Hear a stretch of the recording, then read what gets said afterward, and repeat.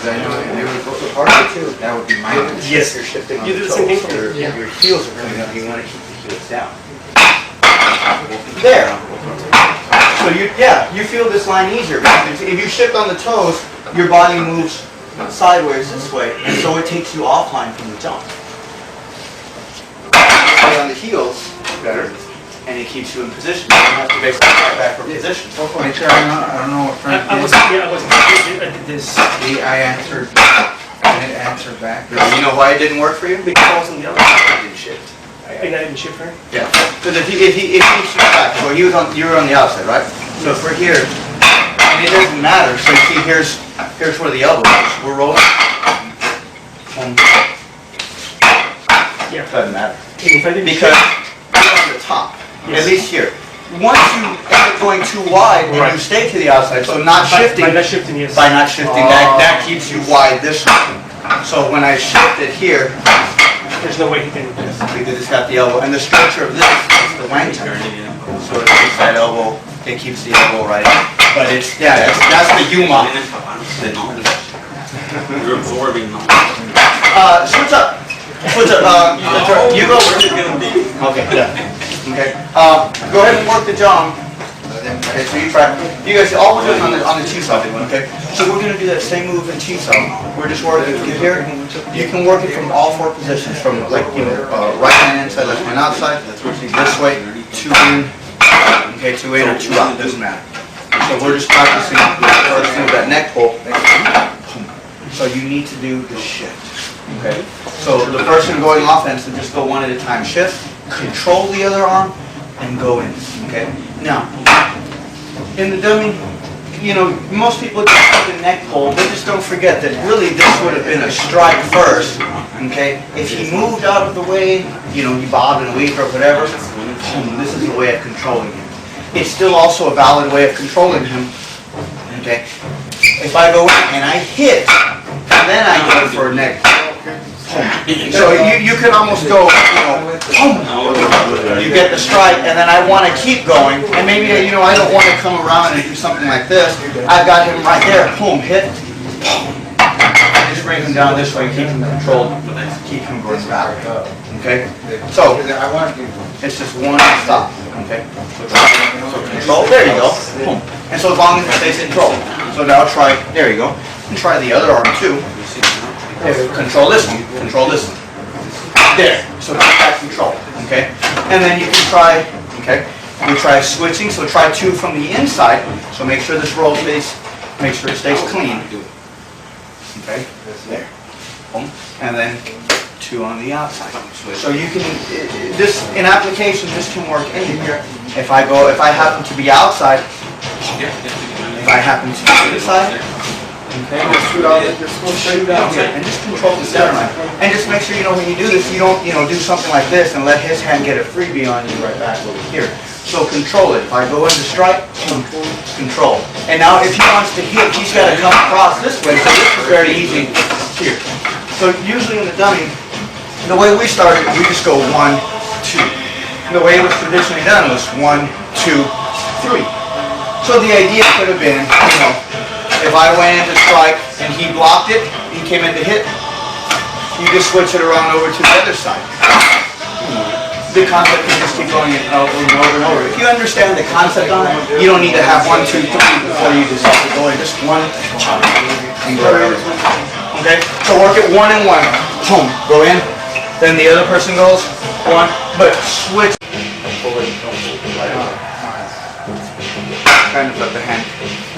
And once I kind of just turn it, I almost turn it over to this kind of structure here. I almost turn it into just a holding a view there, and then right there.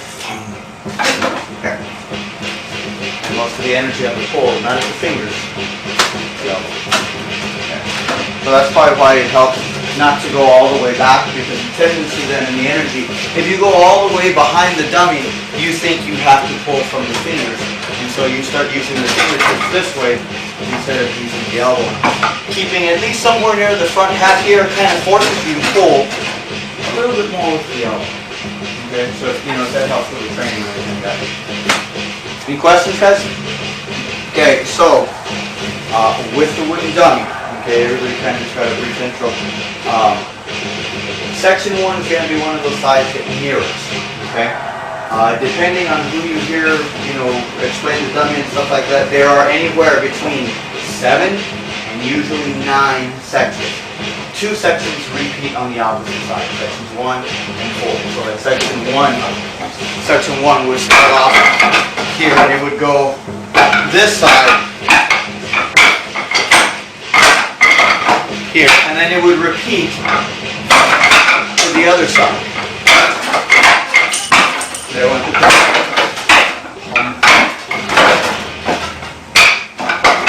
okay. So section 1 repeats. Section 2 doesn't, section 3 doesn't, section 4 also repeats on the other side. Okay. It doesn't hurt, it's just there's some particular techniques in each of those sections that you need to know how to do on both sides. Okay. Section 1 is by far the most important section of the dummy. Okay, just like the first third of Siu and Tao, the first form in all of Wing Chun, the first third of Chung Q, the first third of Kyuji, the first section of the dummy is the most important. It's the richest in concepts. Basically, if you can do section 1 correct, you can do the rest of your sections correct. There's no problem. So really, section 1 is trained the longest. Especially, right now we haven't done it yet, the stepping. We're just right now getting a feel on the dummy, but understanding the stepping and the yuma that you're trying to get into here, super important. Okay, working the dummy that way will hone up your Chung Q too. Now, vice versa, your Chung Q training will hone up your dummy performance as well. So they kind of both go hand in hand. Okay. It's good to train, air dummy, just, if that's all you can train, just work that. Because here you can really test, okay, how is it, and then when you come back and you train on the Jong again, okay, let's see how my training was. It shouldn't be that much different. Okay. Your power generations, okay, we saw initially you have rising to create power. So we see this in Chung Q. Rising. Sinking in Chung Q. So now we're using it on the dummy. We're giving it a little bit more application. Okay. The shifting. Okay. And then we're going to get into the stepping. Also to start creating your power. All those concepts are all in Chung Q. Step. Big mom. All that stuff like that. It's all in Chung Q. So now with the dummy, you actually start to see what's implicit in Chung Q. You see it a bit more explicit how it works against an opponent and how to use it. Because again, it's very easy to just do the form and not understand what's going on in the mind. The dummy will help bring to life some of the techniques and the ideas that are in Chung Q. So if you're having trouble with Chung Q, everybody does, the dummy will help remedy that. Okay? Questions, guys, about anything? As far as the techniques too, just remember, just like just like you need to practice lop south from this side and lop south from this side here. When you work these other techniques from the Jong,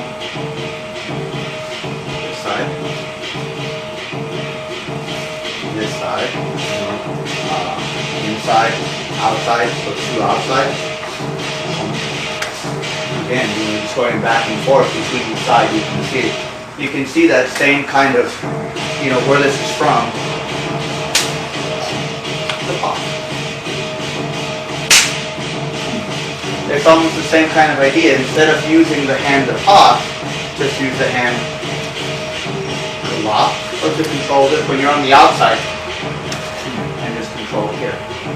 And that'll be it. He comes up again there.